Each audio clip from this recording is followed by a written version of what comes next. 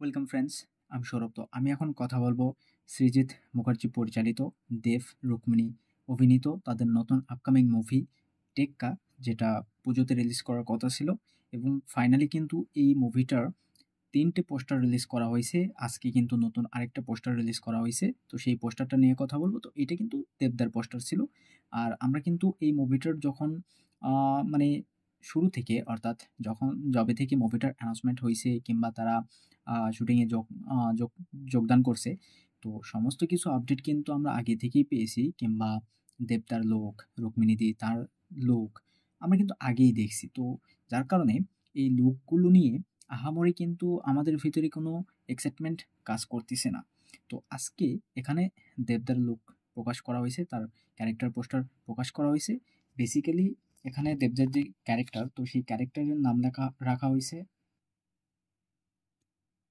তো এখানে দেবদার ক্যারেক্টারের নাম ছিল ইকলাক, এবং তিনি কিন্তু একজন সাফাই কর্মী। তো এইরকম ক্যারেক্টার আসলে বাংলাতে আ খুব একটা হিরোদেরকে নিয়ে করা হয় না। তো সৃজিত মুখার্জি এবং দেবদা তারা একত্রিত হয়েই কিন্তু এই কাজটা করতেছে, এবং দুর্গাপুজোতে কিন্তু তাদের এই আ থ্রিলার মুভিটা কিন্তু রিলিজ করা হবে। তো বেসিক্যালি ৩ টে পোস্টার রিলিজ করা হইছে। ফার্স্ট পোস্টারটা যেখানে রুক্মিণীদির ছিল, তো সেই পোস্টারটা কিন্তু তার লুক আমরা আগে থেকেই দেখেছিলাম। যার কারণে সেই পোস্টারটা নিয়ে খুব একটা হাইপ ছিল না। কিন্তু তারপরে পোস্টারের যে বিজিএমটা ছিল সেটা দুর্দান্ত ছিল। তো এর পরবর্তীতে 2nd পোস্টার যেটা নিয়ে আসা হয় স্বস্তিকা মুখার্জি, তো তার যে পোস্টারটা নিয়ে আসা হয়, তো সেই পোস্টারটা কিন্তু মানে সেম ভাবেই ডিজাইন করা হয়েছে একটা কার্ডের উপরে। যে কার্ডটা কিন্তু ছিল কিউ, অর্থাৎ কিউ থেকে কিন্তু আমরা জানি যে কুইন। তো সেই আম পোস্টারের বিজিএমটাও কিন্তু সেম ছিল। তো এবার কিন্তু দেবদার যে ক্যারেক্টার পোস্টার নিয়ে আসা হইছে, এটাও কিন্তু সেম ভাবেই ডিজাইন করা হইছে, এবং এই কার্ডের আ ২ পাশে দেখলে বুঝতে পারবেন যে আ যে অক্ষর দেওয়া আছে, মানে যে ইংরেজি লেটার। তো আমরা জানি যে থেকে জোকার। তো এখানে দেবদার যে ক্যারেক্টার, জোকার ক্যারেক্টার, যে ক্যারেক্টারের নাম ইকলাক, এবং তার লুক বা তার যে ক্যারেক্টার হবে এটা সম্পর্কে আমরা কিন্তু জানতে পারতেছি। তো এখানে একটা কোয়েশ্চেন থেকেই যায়।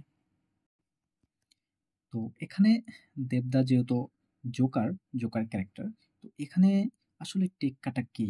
তো এই জিনিসটা কিন্তু এখনো মেকার্সরা বা এই টেক্কার যে টিম তারা কিন্তু এই জিনিসটা এখনো প্রকাশ করে নাই। আমরা দেখছি যে রুক্মিণী তার যে ক্যারেক্টার ছিল, তার যে কার্ড ছিল, সেই কার্ডে কিন্তু কে লেটার ছিল, এবং স্বস্তিকা তার কিউ লেটার ছিল, এবং দেবদা তার জে লেটার। তো এখানে আসলে টেক্কা, তো এই ক্যারেক্টার কে আসলে পাবে বা কে এই ক্যারেক্টার প্লে করবে? এই টেক্কাটা আসলে কে? প্রশ্নটা কিন্তু থেকেই যায়। তো এবার হয়তোবা আমরা টিজার ট্রেলারে এই জিনিসটা বুঝতে পারবো। হয়তোবা মেকার্সরা এই জিনিসটা এখনই রিভিল করতে চাচ্ছে না। আর টিজারটা কিন্তু খুব শীঘ্রই রিলিজ করা হবে।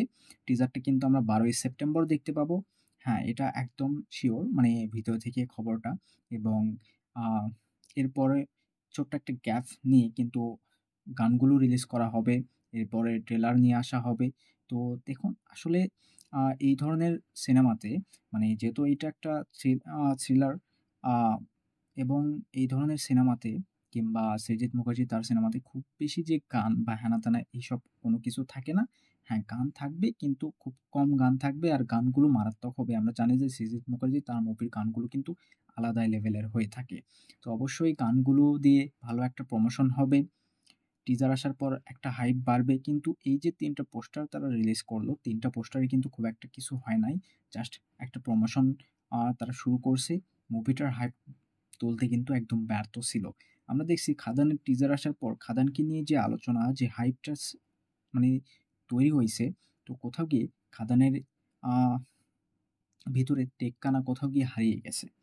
তো এই খাদানের টিজারটা আমার মনে হয় না আনলে বেটার হতো, এবং টেক্কার টিজারটা ১ম এ নিয়ে আসা জরুরি ছিল।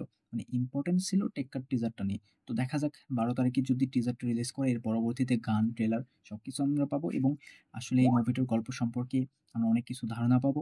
তো এই পোস্টারটা কিন্তু খুব একটা যে আহামরি ছিল এমনটা না, এবং বিজিএমটা সেই আসলে পোস্টারটাকে নিয়ে খুব যে আলোচনা করব বা দুর্দান্ত লেভেলের ছিল এরকম কোনো কিছুই না। যদিও দেবদার পোস্টার বাড়িয়ে কিছু বলতে পারব না।